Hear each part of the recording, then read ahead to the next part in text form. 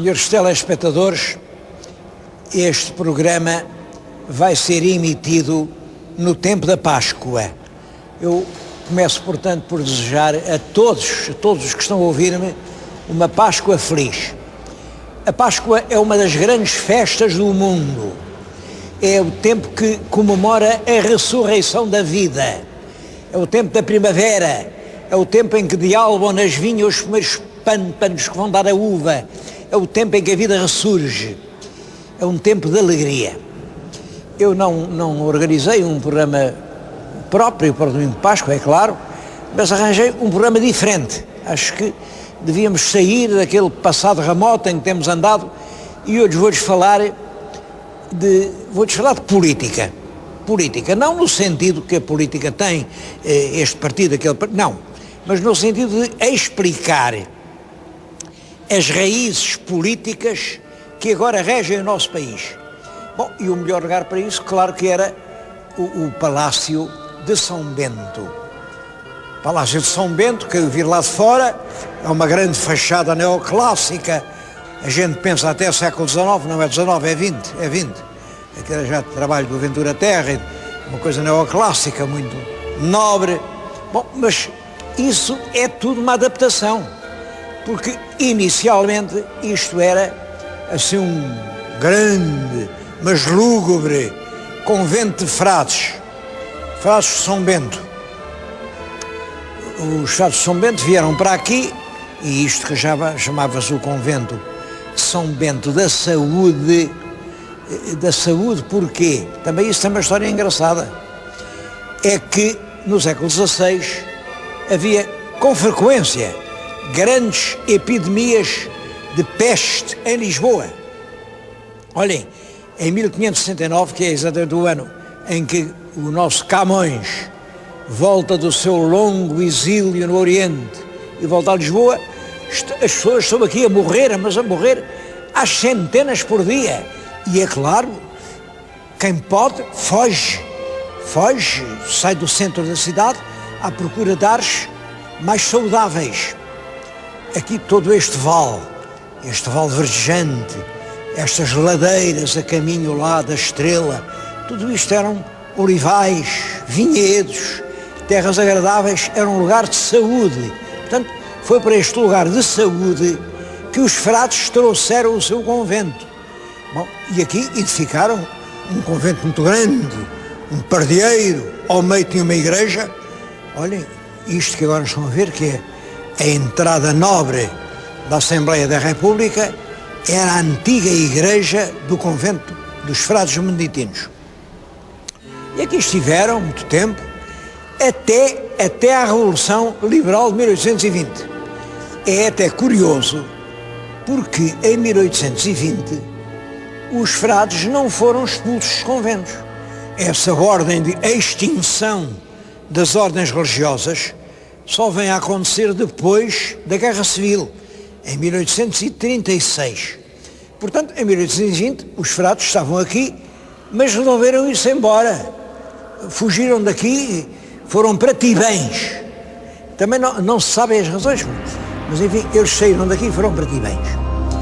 E o edifício ficou um bocado abandonado, para aqui, enfim, convento sem ninguém, até que em 1833 foi decidido instalar aqui o Soberano Congresso. O Soberano Congresso, queria dizer, era o Parlamento, com os deputados, era a Câmara dos Pares, com os senadores.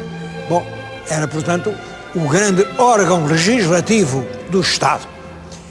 E desde 1833 até hoje, este é o mais ilustre espaço do sistema legislativo português. É aqui que se fazem as leis que regem a República. E eu venho aqui precisamente para falar nessas leis e nessa República.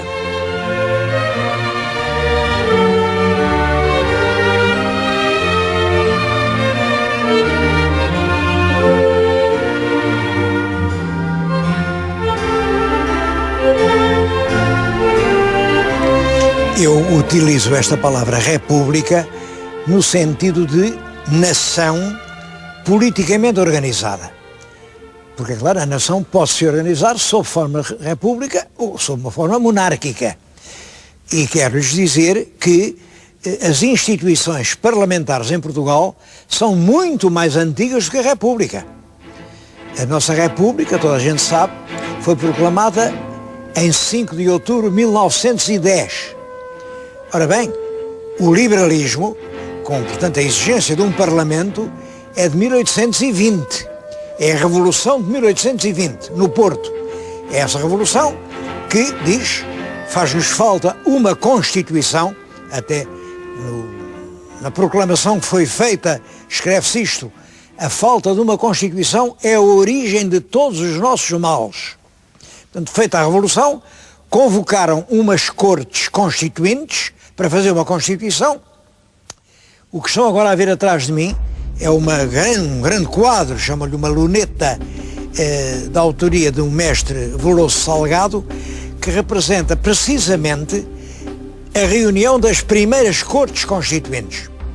Estão a fazer a primeira Constituição portuguesa, que é a Constituição de 1822. Há um orador que está a falar, e esse homem merece uma referência especial, é o grande Manuel Fernandes Tomás, a quem chamaram o pai da pátria. É um dos homens que no Porto desencadeia a Revolução e que depois aqui, nas Constituintes, dirigiu os trabalhos. Era realmente um homem de uma inteligência superior e de uma honestidade que o matou. Ele, depois da Revolução, aparecem sempre, isso não pode deixar de ser, uns sujeitos a querer ganhar à custa, a dizer eu é que fui bom, eu é que fiz, e então Fernandes Tomás diz: ninguém pode tirar proveito da Revolução. Os cargos políticos não são pagos. Bom, e proibiu que qualquer cargo político recebesse a mínima remuneração. Mas como ele, com todo este trabalho, fazer uma Constituição, dirigir aqui as coisas, não tinha mais cargo nenhum, deixou de receber nenhuma remuneração. E, portanto, deixou de poder comer. Bom, aparecia aqui cada vez mais pálido, cada vez mais doente, até que a certa altura ficou fechado na sua casa, e foi aqui uma comissão de deputados ver o que é que tinha o pai da pátria. Estava doente com o quê? E viram que estava doente com fome. Ainda foi publicado um anúncio no Diário Oficial para abrir uma subscrição para comprar uma galinha para fazer uns caldos para alimentar o pai da pátria, mas a galinha não chegou a tempo e ele morreu mesmo de fome. Morreu de fome o homem que tinha nas mãos todas as forças do país, que dirigia o destino nacional e que realmente foi o grande inspirador da primeira Constituição. É a Constituição de 1822, que foi uma Constituição pouco durou, porque essa Constituição vinha acabar com todas as instituições tradicionais e vinha transformar a nossa velha monarquia, uma monarquia paternalista, porque em Portugal nunca houve propriamente uma monarquia absoluta.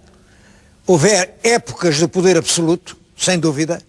A época pombalina é uma época de poder absoluto. No tempo de Marquês de Pombal, o rei, quando decretava, dizia que decretava de minha certa ciência e poder absoluto.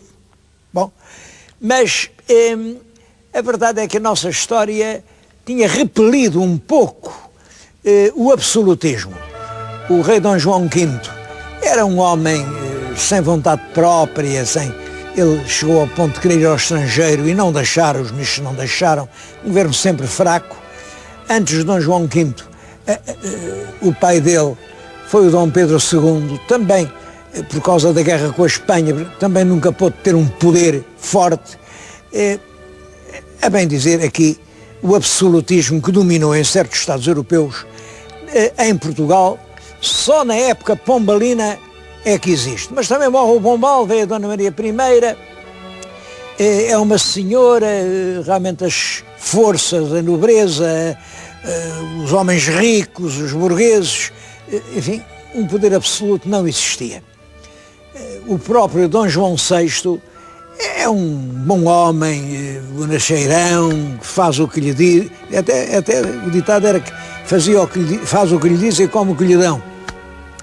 Lá foi para o Brasil e é quando ele está ausente no Brasil que em Portugal as coisas correm muito mal. Não há rei, não há governo, os tribunais estão lá. Aqui funciona um governador militar inglês e todo o dinheiro é para alimentar o exército, os exércitos. A miséria é enorme, o país está coberto de destroços depois das invasões francesas e por toda a Europa estão a surgir as ideias novas da Revolução. O verdadeiro soberano não é o rei. Qual rei? O verdadeiro soberano é o povo. Quem manda é o povo. Bom, mas como é que um povo pode mandar? Digam-me lá, vamos agora a pensar no povo português. Nós não somos muitos, mesmo assim, somos perto de 10 milhões.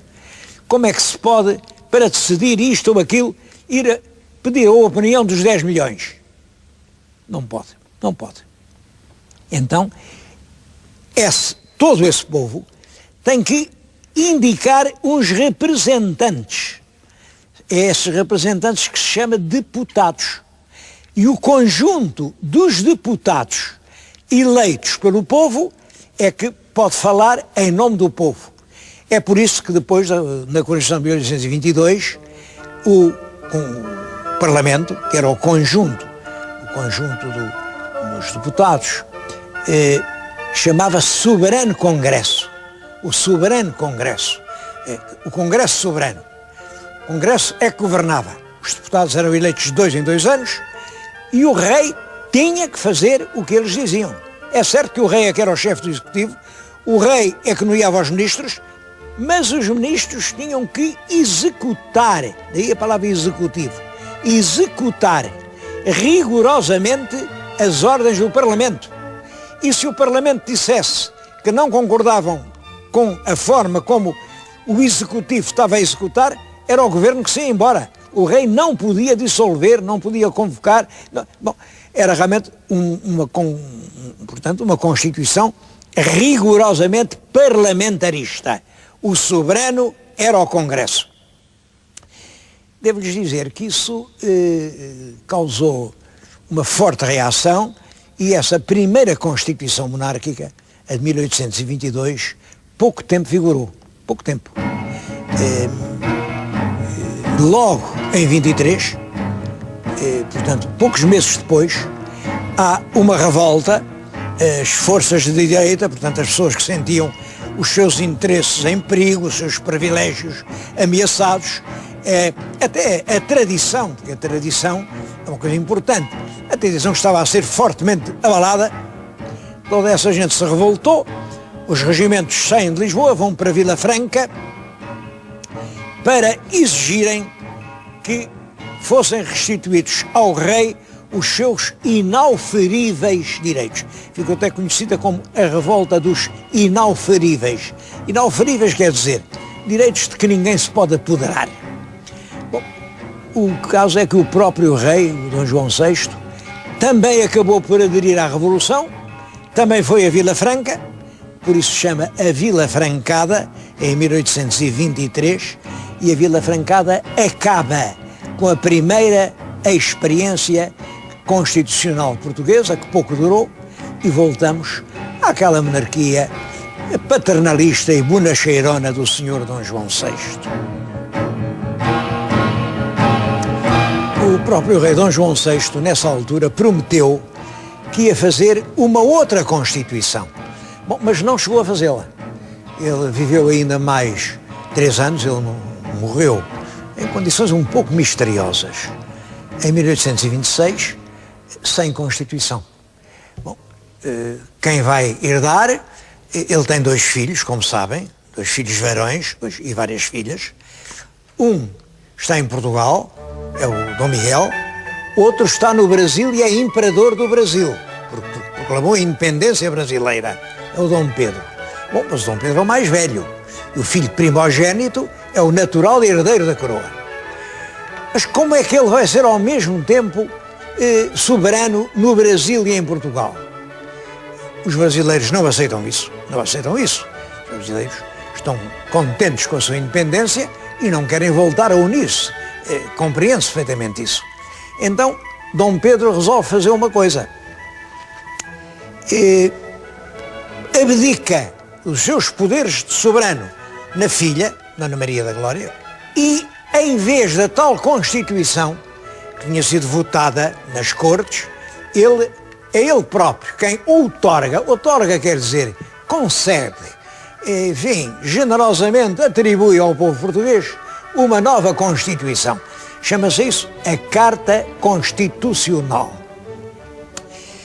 Tenho nas minhas mãos um livro editado aqui pela Assembleia da República e acho que todos os portugueses que se interessam por alguma coisa da história política moderna deviam ler este livro. É o Conjunto das Constituições. Bom, as diferenças são muitas.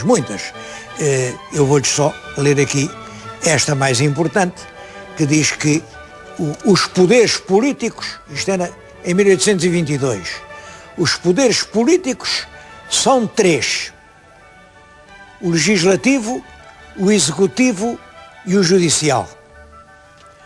Agora na Carta Constitucional tenho aqui, os poderes políticos são quatro: o executivo, o moderador, o legislativo e o judicial. Quer dizer, mete-se aqui um novo poder, o poder moderador, que pertence ao rei. Realmente, os três poderes continuam a ser a base das Constituições, mas exigem que haja um poder que possa, de certo modo, arbitrar, compensar, combinar, conjugar, harmonizar as várias formas de atividade do poder político. Era isso que, na Carta, se chamava o poder moderador. O Dom Miguel jurou que ia cumprir a Carta para ficar regente, mas não cumpriu coisa nenhuma, é eleito rei absoluto nas cortes que ele mandou convocar, e, é claro, o país fica dividido irremediavelmente em duas metades que não se podem conciliar de maneira nenhuma. Os que estão pelo rei Dom Miguel, com a tradição, com o passado, com o poder absoluto, e os que estão com a jovem e indefesa Dona Maria, que está longe e que representa o tempo novo, o poder liberal, o constitucionalismo. Bom, e é isso que provoca uma guerra civil.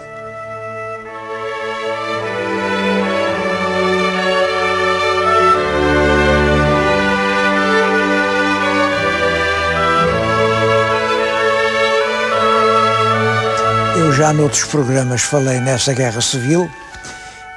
Como sabem, ela termina com a vitória das armas liberais e entra realmente em vigor a Carta Constitucional, a Carta outorgada em 1826. Também isso não foi pacífico, porque havia muita gente que, apesar de tudo, gostava mais do estatuto completamente democrático e populista da Constituição de 1822 do que da Carta. E isso origina um período convulso de lutas em Portugal, de golpes. Logo na Revolução de Setembro de 1836 é novamente proclamada a Constituição de 22, o que é curioso porque toda a gente sabia que essa Constituição não estava adaptada e os próprios revolucionários, ao mesmo tempo que disseram que se voltava agora ao regime da Constituição vintista, declararam a Constituição suspensa para fazer outra que pudesse funcionar e que vem a ser a Constituição de 1838. Entre a Revolução de Setembro de 36 e 38, as constituintes fazem uma nova Constituição, é já uma Constituição pragmática, é de certo modo um compromisso entre o espírito vintista e o espírito cartista, e julgam que com isso vão obter realmente, enfim, a acalmia política do país. Bom, mas enganaram-se porque, entretanto, vai o Costa Cabral, dá um golpe de Estado no Porto, proclama outra vez a Carta volta a estar em vigor e vigorou até à República. É certo, com alterações. É, por exemplo, muito importante muito importante, o ato adicional de 1852. Porquê é que eu vim para este sítio falar-lhes nisso? Olha, é porque esta é a sala que chamava-se dos dignos pares, pois na República chamavam-lhe o Senado. É porque as Constituições ou têm só um conjunto de representantes, uma Câmara, são Constituições unicamerais, ou têm duas câmaras, uma Câmara de representantes do povo e uma Câmara já de pessoas mais experientes, mais velhas, Câmara dos Pares ou Senado. Devo dizer que a Carta Constitucional criava a segunda Câmara, o Senado. O Senado funcionava aqui, mas isto era na antiga sala do capítulo do convento dos frades beneditinos. Era um casarão feio e velho, e é o rei Dom Luís quem manda fazer obras, fazer este hemiciclo, como veem é quase tão bonito como lá debaixo da Assembleia da República, e é aqui que funciona o Senado. A sala foi inaugurada em 1867, inaugurada pelo rei Dom Luís. É por isso que além vem a presidir o rei Dom Luís. E eu acho que é um bom exemplo que, entretanto, acaba a monarquia, vem a República, acaba a República Democrática, vem o Estado Novo, acaba o Estado Novo, vem a República de Abril, e foi sempre respeitada aquela figuração. Lá está o rei que em 1867 veio inaugurar a Sala dos Dignos Pares. Porque a história é assim, a história acontece. Não é como uma frase errónea escrita a lápis que a gente possa apagar com uma borracha. Todo o passado anterior a nós nos modela, nos define, e é por esse passado ter acontecido que nós hoje somos como nos sentimos. Estou a contar-lhes isto porque acho importante compreender a história deste século e meio de constitucionalismo. É preciso saber o que é esse espírito ingênuo, puro, romântico do vintismo. É preciso saber o que é o espírito de compromisso, de falsa monarquia da Carta Constitucional. É preciso compreender o pragmatismo de 38. É preciso depois compreender outra vez o regresso ao vintismo, uma Constituição outra vez pouco prática que a República traz, em que faz os governos dependerem inteiramente das votações parlamentares. É claro, como havia muitos partidos, agora os partidos organizavam-se assim, agora de outra maneira, e estavam sempre a votar contra o governo, lá caiu o governo. Isso foi uma origem de uma crise política duradoura. Imaginem, só no ano 1920 já eu era nascido, no ano houve 8 governos. Ora, ninguém pode governar, o governo implica tempo, tem que se projetar, tem que se organizar, tem que se realizar. Eu acho que mesmo a atual lei de 4 anos no governo é pouco. Deviam haver o tempo de realizar um projeto. Bom, mas a Constituição, por isso, provocou desânimo, aborrecimento e leva a um golpe militar em 1926, com uma ditadura. Essa ditadura dura até 1933 e em 33 há uma nova Constituição, a Constituição do Estado Novo, que funcionou até à Revolução de Abril, e Abril nomeia-se uma nova Constituinte, e a Constituinte promulga uma nova Constituição, que é a que atualmente está em vigor e que toda a gente tem obrigação de conhecer. Eu vejo as pessoas muitas vezes falarem em sérios problemas políticos e também vejo que nunca leram uma Constituição. É importante saber em que lei vivemos, e essas serão as últimas palavras deste meu programa. Leiam e estudem a Constituição.